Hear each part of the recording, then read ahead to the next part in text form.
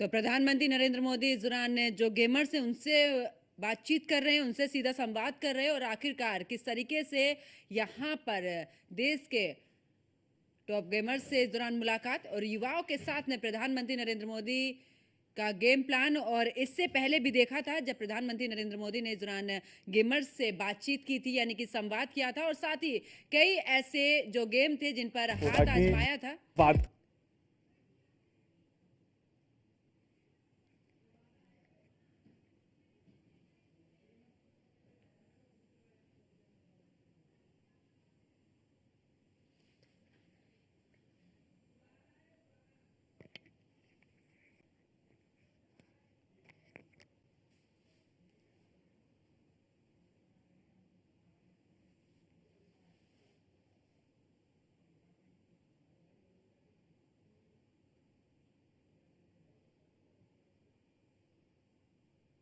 कुछ बड़ा करना है। मैं जब 17 ईयर ओल्ड था, मैं इंडिया को रिप्रेजेंट किया 2017 इंडोनेशिया में। तो जब मेरा सक्सेस मिला और मैं like to take the responsibility, मेरा माँ बाप का जो ड्रीम था घर बनाने का वो मैं कराया और दोनों को जॉब से रिटायर कराया और अभी सब रिलेटिव्स बोलती बन। आई वाज लाइक धक हो रहा था पूरा कि क्या बात करूँ उनके सामने। बट आज जब मिला, आई जस्ट लाइक जो भी मन में है, जो भी मेरा स्टोरी है, जो मेरे को जानता है, वो सब बोल दिया मैं उनके सामने। एक साथ आप लोग कितने घंटे खेलते हैं continue? I think e sports athlete जो होते हैं वो दिन के 6 से 7 घंटे प्रैक्टिस के देंगे, क्योंकि वो उनकी पूरी रूटीन होती है। वो दिन में उठने का समय, गेम का समय, डाइट, सब कुछ होता है। कंटेंट क्रिएटर्स का सर अगर मैं बताऊँ तो आई थिंक सब लोग ऐसे होते हैं कि दिन में 12 घंटे सिर्फ सोच ही रहे हैं, और फिर हो सकता है वीडियो बनाने में वो 2 घंटे ही बन गए या फिर वो 10 दिन तक नहीं बने। हमारे देश में क्रिएटिव की दृष्टि से गेम की दुनिया में कंट्रीब्यूशन कितना होगा? पिछले 2 साल में जो कंटेंट बन रहा है इंडिया में यूट्यूब पे, वो बहुत नेक्स्ट लेवल बन रहा है। लाइक सब ऑफकोर्स लोगों के पास फोन्स आ गए हैं, सबके पास अभी इंटरनेट एक्सेस आ गया, तो हम लोग ऐसा नया नया कंटेंट देख रहे हैं इंडिया में जो आई थिंक वर्ल्ड में किसी ने बनाया नहीं है। मैं शौक हो जाता हूँ कि इंडिया में इतना सस्ता है, इतना मतलब अच्छा है। इवन फॉर एग्जाम्पल अगर गेमिंग बाजू में रखे तो एग्जाम्पल यूपीआई भी ऑल्सो सिस्टम जो बाहर इतना अच्छा नहीं है, मतलब कोई सिस्टम नहीं है जो इंडिया में। It's a blessing. गेमिंग की दुनिया में आज करोड़ों बच्चे हैं, उनको ये मालूम है कि हमारे यहाँ इंटरनेट इतना सस्ता है, उसी के कारण उनके लिए अपॉर्चुनिटी बनी है। पता है? बिल्कुल सर, मैं तो खुद ही मानता हूँ सर कि पूछोगे ना, वो सबसे पहले बोलेगा फ्री इंटरनेट। यहाँ पे जो भी बैठा है, हम सब हमारी शुरुआत ही ऐसी हुई है सर। जिस तरह से free internet, cheapest internet, I think India के टॉप 5 चीपेस्ट कंट्रीज में आते हैं। तो सर आज के दिन भारत में 15,000 गेम डेवलपर्स कहे जाते हैं एंड 1400-1500 से ज़्यादा गेम स्टूडियोज भी है। सर वैसे तो भारत में अगर आप देखो जो गेमिंग है 5 से 6 साल पहले ही बूम होनी शुरू हुई। 2019 में आई थिंक मैं बोलता हूँ कि गेमिंग काफ़ी स्पीड पकड़ी, रफ्तार पकड़ा, और 2000 सब कुछ मेरे आने के बाद जी एकदम जी। एक ऐसी घटना बताइए किसी के साथ आपको गेमिंग के दरमियान कुछ और आपने कहा और एक स्पार्क कर गया, ऐसा कोई याद आता है? मेरे तो लाइव चैट में आया था, एक लड़का बोला था कि मेरा ब्रेकअप हो गया, तो मैंने बोला था कोई बात नहीं, तेरा भाई तेरे साथ है।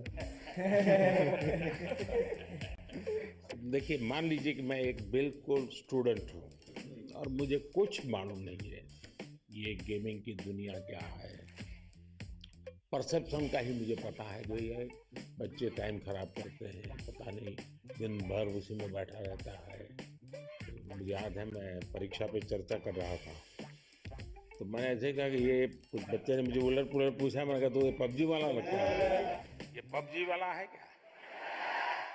वो तो मोमेंट था सर, जब आपने ये पबजी वाला है बोला था, तो मैं उस समय पबजी में रिप्रेजेंट कर रहा था इंडिया को, और मेरे रिलेटिव्स तब मेरे को ऐसे मम्मी को कॉल करके बोल रहे थे कि ये नमन को बोला था क्या, क्योंकि तब मैं इतने उस रिप्रेजेंट कर रहा था तो वो सबको पता था, तो कहीं आपने मुझे तो नहीं बोला, ये डाउट आ गया सबको। ये एक ऐसा क्षेत्र है जो अननोन है। ऐसी स्थिति में क्या आप लोगों को क्या अनुभव आता है जब बच्चों से बात करते हो, उनके परिवार से बात करते हो? कोई तो माँ बाप ये थे कि तुम बंद करो, मेरे बच्चे को बिगाड़ रहे हो। ये तो सर अगर पेरेंट्स मिलते हैं हमें, पेरेंट्स यही बोलते हैं कि हमारे बच्चों को बोलो कि पढ़ाई करे, सिर्फ आपके वीडियोस देखते रहते हैं। तो मैं अच्छा, फिर वो काम भी आप ही को कहते हैं।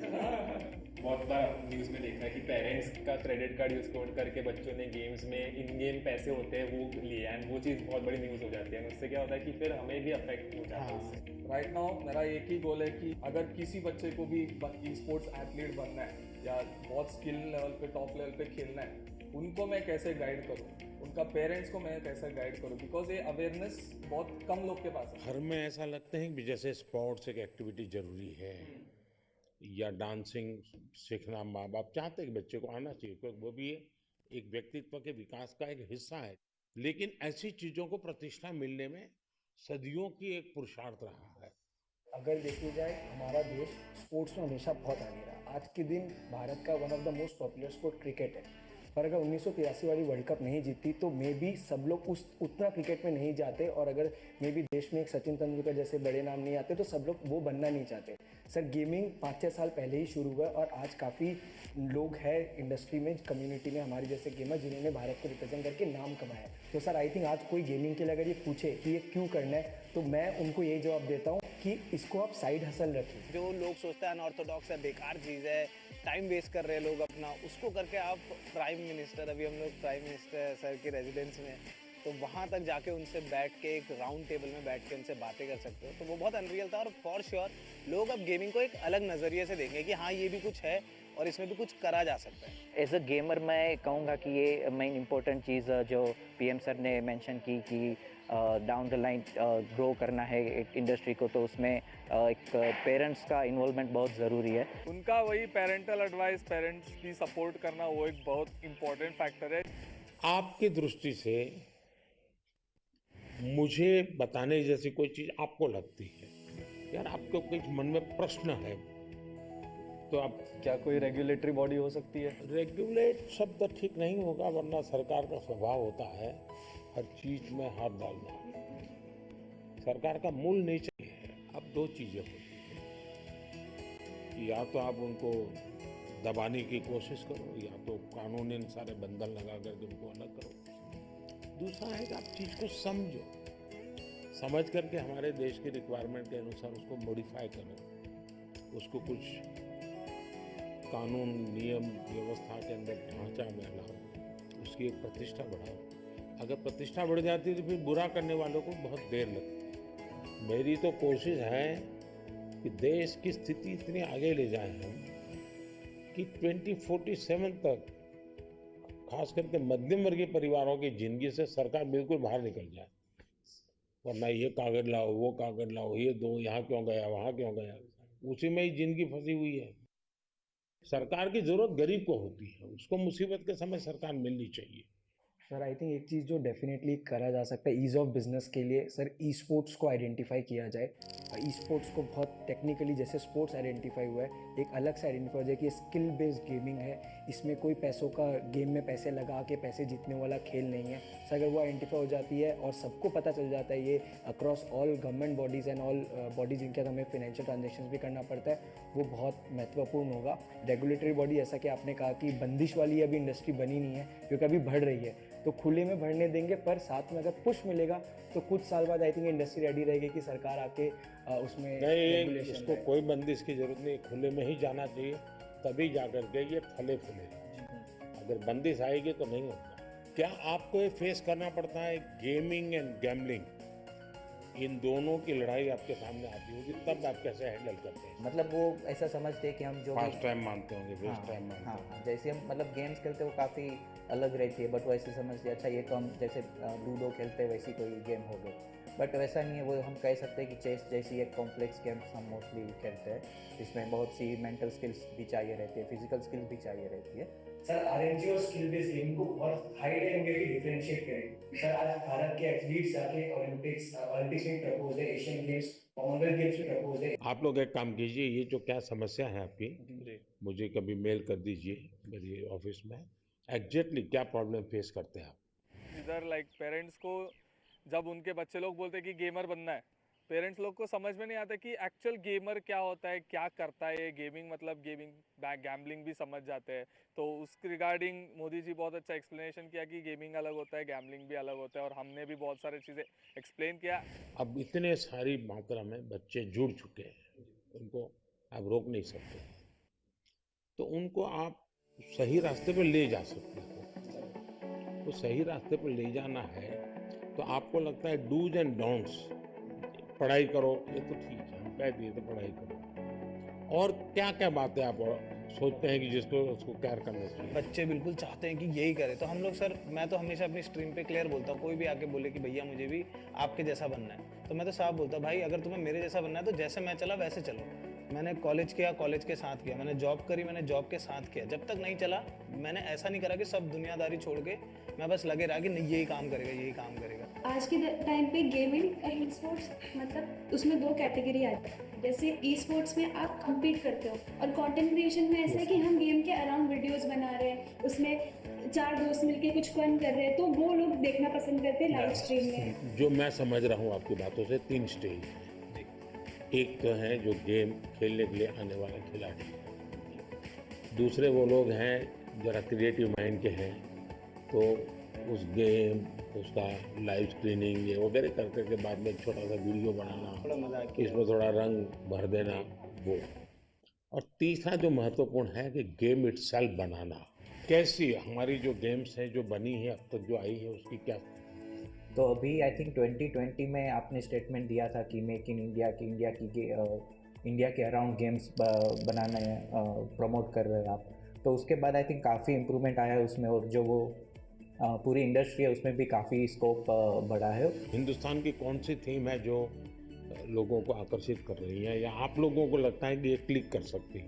क्योंकि जो वेस्टर्न वर्ल्ड की आती है उसमें तो मारो काटो दौड़ो भागो यही आता है। जैसे हमारे पंचतंत्र है, क्या कभी किसी ने उसमें माइंड अप्लाई किया है? अभी डेवलपमेंट में जो बोर्ड गेम्स हमारे पुराने खेले जाते थे, जैसे अष्टो चौकड़ी करके एक गुजराती में हम छोटे से तब से वो गेम खेल रहे, तो अभी उसके जो है वो डिजिटल वर्जन्स अभी रिलीज़ हो। बाकी यही है कि हमारी जो मिथोलॉजी है जो उसके अराउंड काफ़ी गेम्स डेवलप हो रहे हैं। दुनिया आज एक बहुत बड़ी चर्चा करती है ग्लोबल वार्मिंग की, क्लाइमेट के इश्यूज हैं, दुनिया में अलग अलग तरीके अपनाए हैं।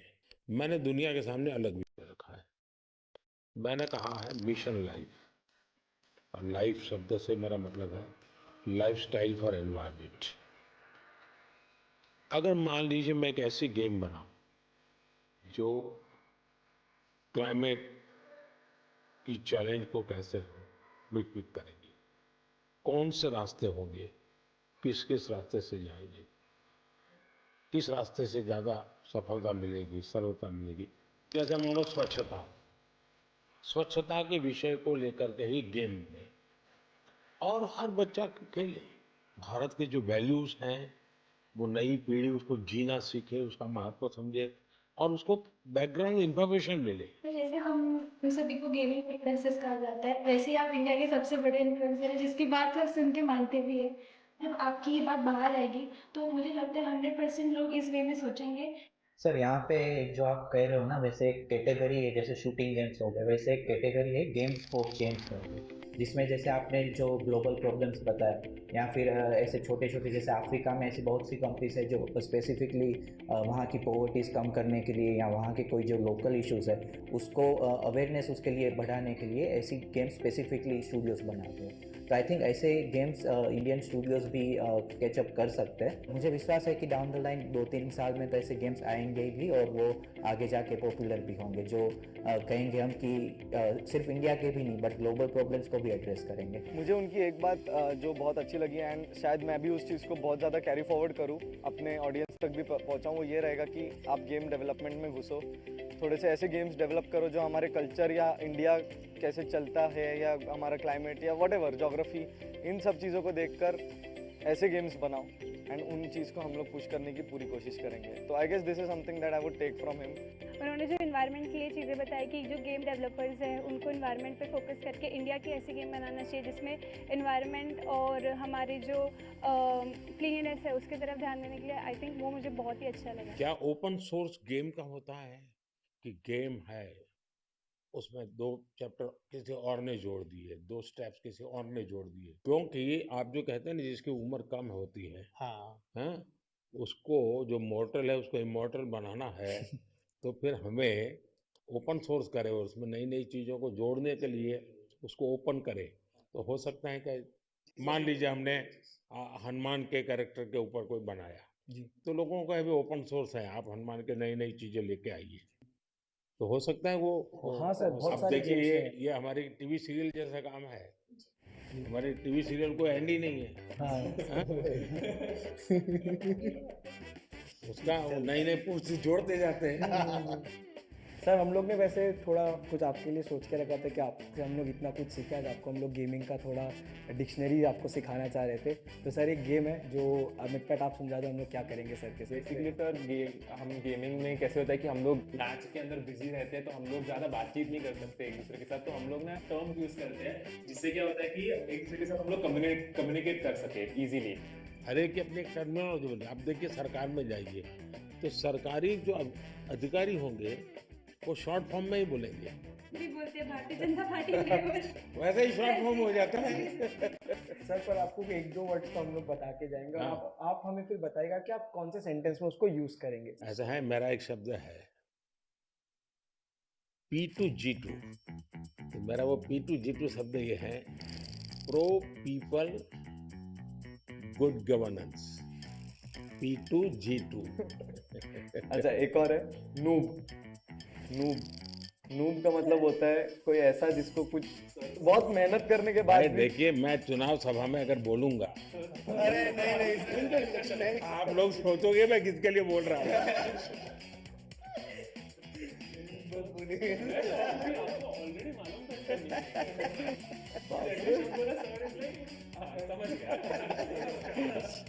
अगर मैं बोल दूंगा तो लोग कहेंगे उसके लिए बोला है।